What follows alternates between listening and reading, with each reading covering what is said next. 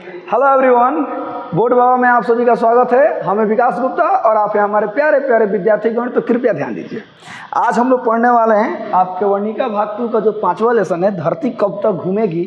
इसका पूरा का पूरा ऑब्जेक्टिव, जिसमें पूरा का पूरा PYQ होगा, यानी आपके जितने भी पिछले एग्जाम्स में पूछे जा चुके हैं क्वेश्चन वो होगा। साथ ही साथ और भी कुछ प्रैक्टिस सेट होंगे और भी कुछ क्वेश्चन होंगे जो उस पार्ट से रिलेटेड होंगे, जो कि आपके लिए बहुत, आपके एग्जाम के लिए बहुत ही इंपॉर्टेंट होंगे। ठीक है बाबू, यदि आप धरती कब तक घूमेगी कहानी नहीं पढ़े हैं और इसका क्वेश्चन आंसर यदि आप अभी तक नहीं किए हैं तो जल्दी से डिस्क्रिप्शन बॉक्स में जाइए।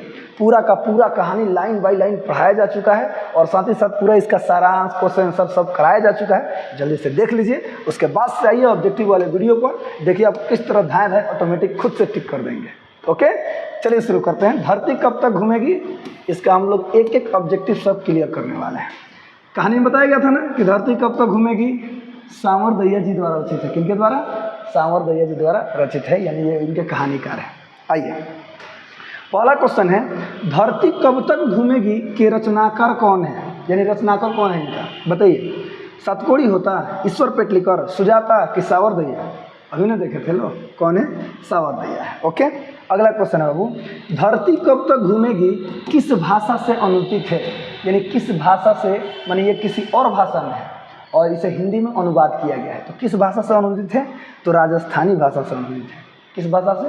राजस्थानी भाषा से। बहुत बढ़िया, चलिए आगे बढ़ते हैं। अगला क्वेश्चन है, धरती कब तक घूमेगी संकलित है, यानी कहाँ से लिया गया है। ये धरती कब तक घूमेगी कहाँ से संकलित है?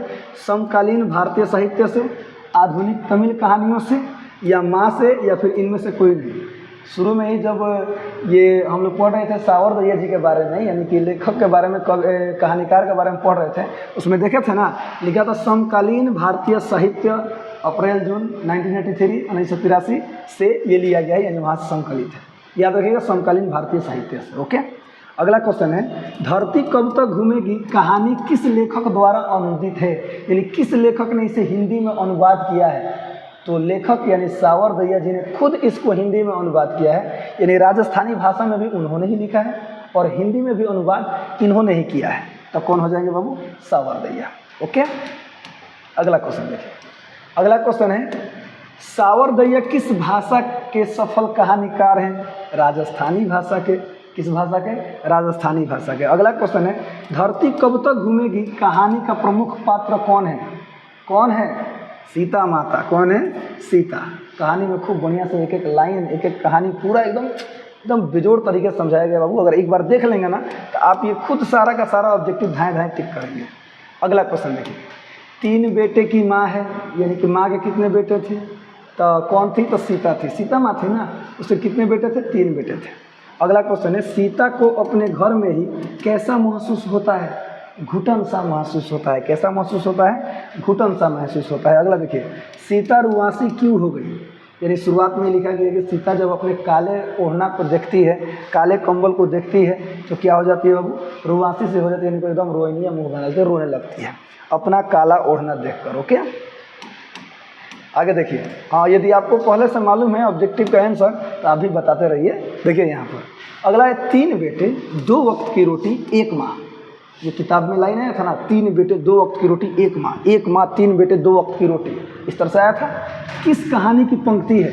तो माँ नगर ढहते विश्वास की धरती कब तक घूमेगी, धरती कब तक घूमेगी। ओके, अगला है, अर्ध विक्षिप्त सी अवस्था में अवस्था किसकी थी, यानी अर्ध विक्षिप्त सी, आधे पागल सी कौन हो गई थी? अर्ध विक्षिप्त का मतलब होता है आधा पागल हो जाना, आधा नीमन रहना। तो कौन थी? तो सीता थी। अगला है, धरती कब तक घूमेगी शीर्षक कहानी में किसे महसूस होने लगा कि आकाश अनंत नहीं है? किसे महसूस होने लगा? सीता को महसूस होने लगा कि वाकई में आकाश और धरती अनंत नहीं है, ये सब सीमित है। लेकिन जब अंत में घर छोड़कर चली जाती है तब उसको लगता है कि वाह, दुनिया कितनी बड़ी, आकाश इतना अनंत है, धरती कितनी बड़ी है, सड़कें कितनी चौड़ी हैं। आगे देखिए, अगला क्वेश्चन है, धरती कब तक घूमेगी कहानी में किसकी प्रधानता दी गई है, यानी कि इसमें किसको प्रधान बताया गया है? तो नारी को प्रधान बताया गया है, जाहिर सी बात।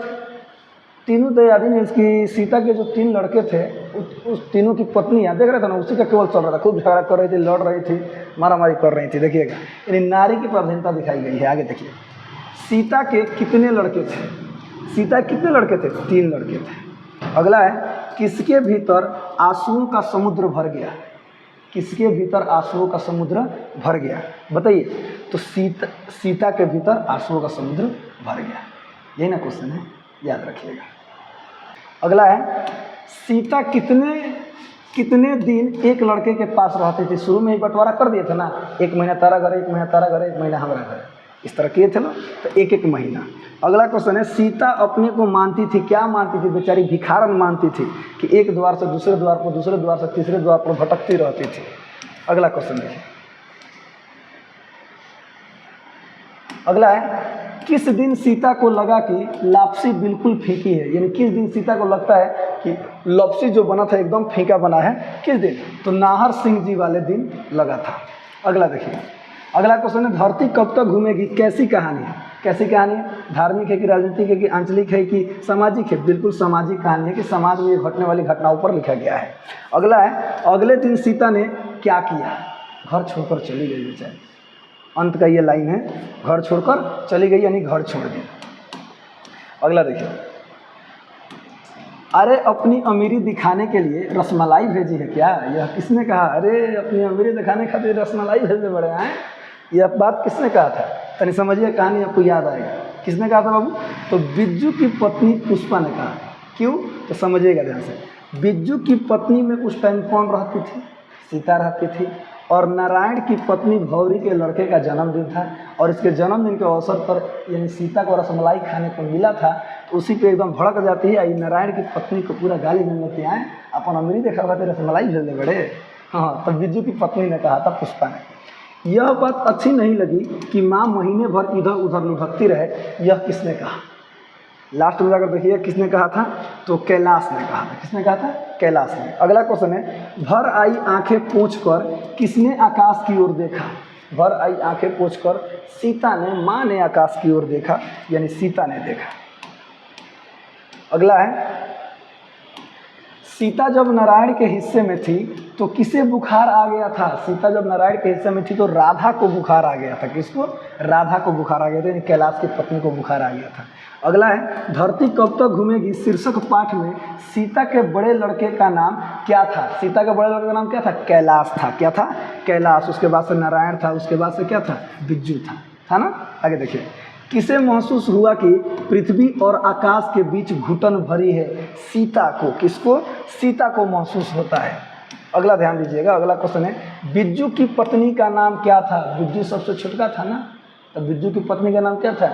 झुकेगा नहीं, याद रखिएगा, पुष्पा था। क्या था? पुष्पा। अगला है, माँ को रखने का ठेका सिर्फ उसी ने तो नहीं ले रखा है? माँ को रखने का ठेका सिर्फ उसी ने तो नहीं ना ले रखा है? यह किसने कहा? यह कैलाश ने कहा था, शुरू में ही कहा था। अगला देखिए। सीता के पुत्रों के नाम हैं, क्या नाम है? तो कैलाश, नारायण और बिज्जू। तो कहाँ है? तो ऑप्शन नंबर बी में है। आगे देखिए। अगला है, राधा किसकी पत्नी है? किसकी पत्नी है राधा? सबसे बड़े लड़के कैलाश की पत्नी है। अगला है, सीता के बेटों ने सीता को कितने रुपए माहवारी खर्च देने का निर्णय लिया? यानी महीना में कितना रुपया? तो 50 रुपया दिया जाएगा माँ को, यही ना निर्णय लिया गया था। इस तरह से पूरा का पूरा ऑब्जेक्टिव आपका हमारा सब क्लियर हो गया। खूब बढ़िया से देख लीजिए, कहानी पूरा जरूर पढ़िएगा, आपके एग्जाम बहुत ही बेहतर जाएगा। ओके, हंसते रहे, मुस्कुराते रहे, हमेशा खुश रहे और जुड़े रहिए अपने बोर्ड बाबा के साथ। मिलते हैं अगले वीडियो में, तब तक के लिए जय हिंद।